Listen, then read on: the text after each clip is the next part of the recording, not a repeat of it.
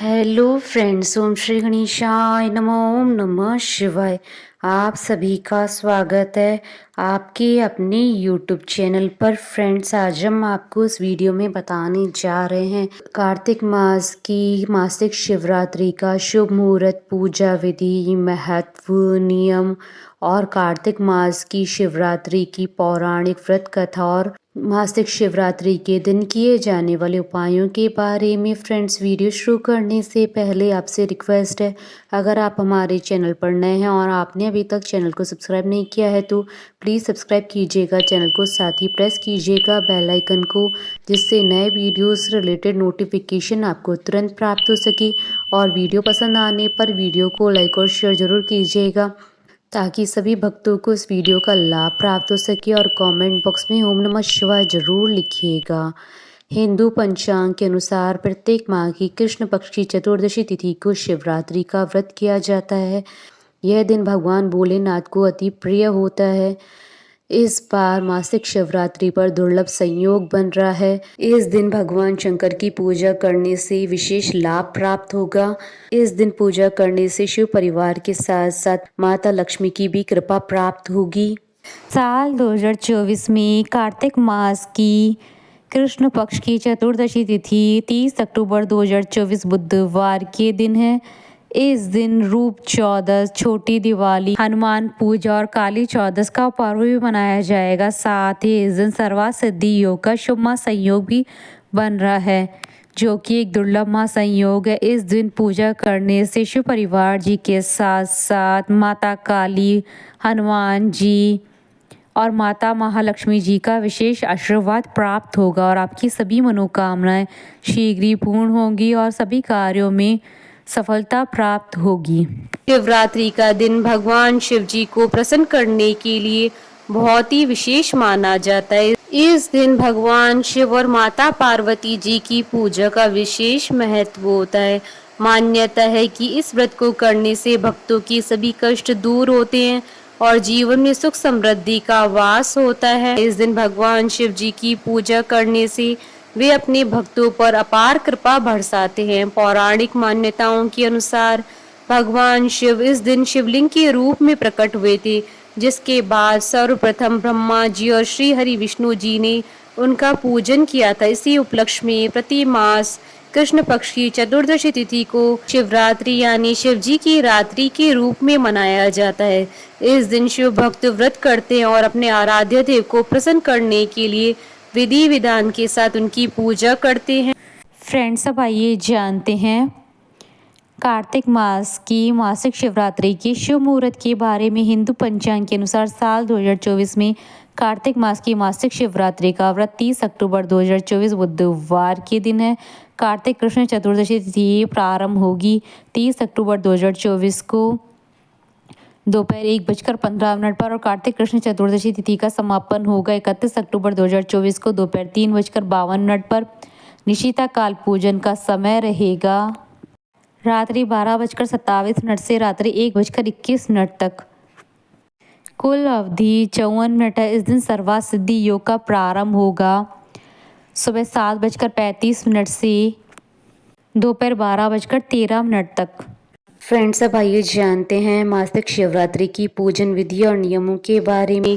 कृष्ण पक्ष की चतुर्दशी तिथि को प्रातः काल जल्दी उठकर स्नान आदि करने के पश्चात स्वच्छ वस्त्र धारण करें। अपने घर के मंदिर की साफ सफाई करके गंगा जल छिड़के। इसके बाद भगवान शिव जी के समक्ष धूप दीप प्रज्वलित करें। यदि आपके घर में शिवलिंग है तो शिवलिंग का अभिषेक करें। इसके बाद शिव जी की प्रिय चीजें श्वेत पुष्प, फल, बेल पत्र, धतूरा, बांग आदि चीजें अर्पित करें। इस दिन किसी शिव मंदिर में जाकर भगवान शिव सहित पूरे शिव परिवार का पूजन करें और शिव जी का रुद्राभिषेक करें। पूजा पूर्ण होने के बाद शिव जी की आरती करें। शिव जी को प्रसन्न करने के लिए शिव मंत्रों का जाप करें और शिव चालीसा का पाठ करें।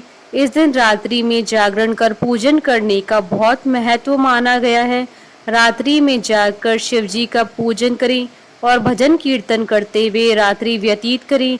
अगले दिन प्रातः उठकर स्नान आदि करने के पश्चात पूजन करें और अपने व्रत का पारण करें। मासिक शिवरात्रि पर नियमों का पालन करना बहुत ही आवश्यक होता है। इस दिन अपनी इंद्रियों पर नियंत्रण रखें और ब्रह्मचर्य का पालन करें। इस दिन क्रोध न करें, केवल शांत मन से पूजन करें और किसी के लिए अपशब्द न कहें। इस दिन भूलकर भी किसी तामसिक चीज या फिर मांस मदिरा का सेवन न करें। भगवान शिव पशुपति नाथ कहलाते हैं। इस दिन भूलकर भी किसी पशु पक्षी और बेजुबान जानवर को न सताएं। फ्रेंड्स, अब आइए जानते हैं मासिक शिवरात्रि के दिन किए जाने वाले उपायों के बारे में। बिजनेस में सफलता के लिए मासिक शिवरात्रि के दिन शिव चालीसा का पाठ करना चाहिए। शिव चालीसा का पाठ करने के लिए भगवान शिव जी के आगे देसी घी का दीपक जलाएं और वहीं भगवान की तस्वीर के आगे बैठकर शिव चालीसा का पाठ करें। जीवन में तरक्की के लिए मासिक शिवरात्रि के दिन गाय के बछड़े को या बैल को अपने हाथों से हरा चारा खिलाएं। इस दिन शिवलिंग का अभिषेक करने से जीवन की सभी समस्याओं का अंत होता है और साथ ही भगवान शिव जी का आशीर्वाद प्राप्त होता है। यदि आप शनि दोष से पीड़ित हैं या फिर आपको शनि की ढैया या साढ़े साती के बुरे फल प्राप्त हो रहे हैं तो इस दिन भगवान शिव जी को काले तिल मिलाकर जल अर्पित करना चाहिए। साथ ही ओम नमः शिवाय मंत्र का जाप करना चाहिए। संतान संबंधी कोई भी परेशानी हो तो आप मासिक शिवरात्रि के दिन आटे से 11 शिवलिंग बनाएं और 11 बार इनका जल से अभिषेक करें। यह उपाय करने से आपकी सभी संतान संबंधी परेशानियां समाप्त हो जाएंगी। सुखी वैवाहिक जीवन के लिए भोलेनाथ पर गुलाब की पंखुड़ियां अर्पित करें। अगर विवाह में कोई अड़चन आ रही है तो शिवलिंग पर बेल पत्र चढ़ाते वक्त नमः शिवाय मंत्र का जाप करें। संतान प्राप्ति के लिए शिवलिंग पर घी अर्पित करें। फ्रेंड्स, अब आइए प्रारंभ करें मासिक शिवरात्रि की व्रत कथा। पूर्व काल में चित्रभानु नामक एक शिकारी था। जानवरों की हत्या करके वह अपने परिवार को पालता था। वह एक साहूकार का कर्जदार था, लेकिन उसका ऋण समय पर न चुका सका। क्रोधित साहूकार ने शिकारी को शिव मठ में बंदी बना लिया। संयोग से उस दिन भी शिवरात्रि थी। शिकारी ध्यान मग्न होकर शिव संबंधी धार्मिक बातें सुनता रहा। चतुर्दशी को उसने शिवरात्रि व्रत की कथा भी सुनी। शाम होते ही साहूकार ने उसे अपने पास बुलाया और ऋण चुकाने के विषय में बात की। शिकारी अगले दिन सारा ऋण लौटा देने का वचन देकर बंधन से छूट गया। अपनी दिनचर्या की भांति वह जंगल में शिकार के लिए निकला, लेकिन दिन भर बंदी गृह में रहने के कारण भूख प्यास से व्याकुल था।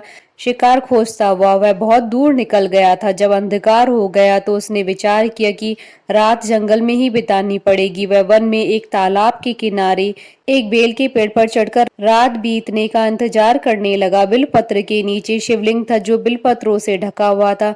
शिकारी को यह पता न चला। पड़ाव बनाते समय उसने जो टहनियां तोड़ी थी वह संयोग से शिवलिंग पर गिरती चली गई। इस प्रकार दिन भर भूखे प्यासे शिकारी का व्रत भी हो गया और शिवलिंग पर बेलपत्र भी चढ़ गए। एक पहर रात्रि बीत जाने पर एक गर्भिणी हिरणी तालाब पर पानी पीने पहुंची। शिकारी ने धनुष तीर चढ़ाकर ज्यों ही प्रत्यंचा खींची। हिरणी बोली, मैं गर्भिणी हूँ, शीघ्र ही प्रसव करूंगी। तुम एक साथ दो जीवों की हत्या करोगे जो ठीक नहीं है। मैं बच्चे को जन्म देकर शीघ्र तुम्हारे समक्ष प्रस्तुत हो जाऊंगी, तब मार लेना। शिकारी ने प्रत्यंचा ढीली कर दी और हिरणी जंगली झाड़ियों में लुप्त हो गई। प्रत्यंचा चढ़ाने तथा ढीली करते वक्त कुछ बिलपत्र अनायास ही टूटकर शिवलिंग पर गिर गए। इस प्रकार उससे अनजाने में ही प्रथम पैर का पूजन भी संपन्न हो गया। कुछ देर बाद जब एक और हिरणी उधर से निकली, शिकारी की प्रसन्नता का ठिकाना न रहा। समीप आने पर उसने धनुष पर बाण चढ़ाया। तब उसे देख हिरणी ने विनम्रता पूर्वक निवेदन किया, हे शिकारी, मैं थोड़ी देर पहले ऋतु से निवृत्त हुई हूँ, कामातुर विहरणी हूँ, अपने प्रिय की खोज में भटक रही हूँ। मैं अपने पति से मिलकर शीघ्र ही तुम्हारे पास आ जाऊंगी। शिकारी ने उसे भी जाने दिया। 2 बार शिकार खोकर उसका माथा ठनका। वह चिंता में पड़ गया। रात्रि का आखिरी पहर भी बीत रहा था। इस बार भी धनुष से लगकर कुछ बेलपत्र शिवलिंग पर जा गिरे तथा दूसरे पैर की पूजा भी संपन्न हो गई। तभी एक अन्य हिरणी अपने बच्चों के साथ उधर से निकली। शिकारी के लिए यह स्वर्णिम अवसर था। उसने धनुष पर तीर चढ़ाने में देर न लगाई। वह तीर छोड़ने ही वाला था कि हिरणी बोली, हे शिकारी, मैं इन बच्चों को इनके पिता के हवाले करके लौट आऊंगी। इस समय मुझे मत मारो। शिकारी हंसा और बोला, सामने आए शिकार को छोड़ दूं? मैं ऐसा मूर्ख नहीं हूं। इससे पहले मैं 2 बार अपना शिकार खो चुका हूं। मेरे बच्चे भूख प्यास से व्यग्र हो रहे हैं। उत्तर में हिरणी ने फिर कहा, जैसे तुम्हें अपने बच्चों की ममता सता रही है, ठीक वैसे मुझे भी है। हे शिकारी, मेरा विश्वास करो, मैं इन्हें इनके पिता के पास छोड़कर तुरंत लौटने की प्रतिज्ञा करती हूँ। हिरणी का दुख भरा स्वर सुनकर शिकारी को उस पर दया आ गई। उसने उस मृगी को भी जाने दिया।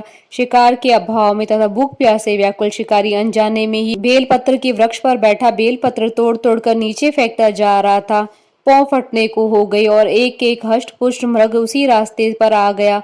शिकारी ने सोच लिया कि इसका ही शिकार वह अवश्य करेगा।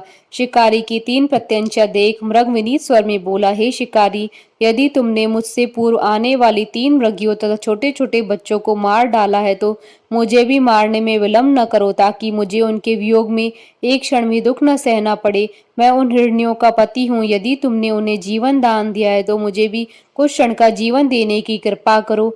मैं उनसे मिलकर तुम्हारे समक्ष उपस्थित हो जाऊंगा। मृग की बात सुनते ही शिकारी के सामने पूरी रात का घटनाक्रम घूम गया। उसने सारी कथा मृग को सुना दी। तब मृग ने कहा, मेरी तीनों पत्नियां जिस प्रकार प्रतिज्ञाबद्ध होकर गई हैं, मेरी मृत्यु से अपने धर्म का पालन नहीं कर पाएंगी। अतः जैसे तुमने उन्हें विश्वास पात्र मानकर छोड़ा, वैसे ही मुझे भी जाने दो।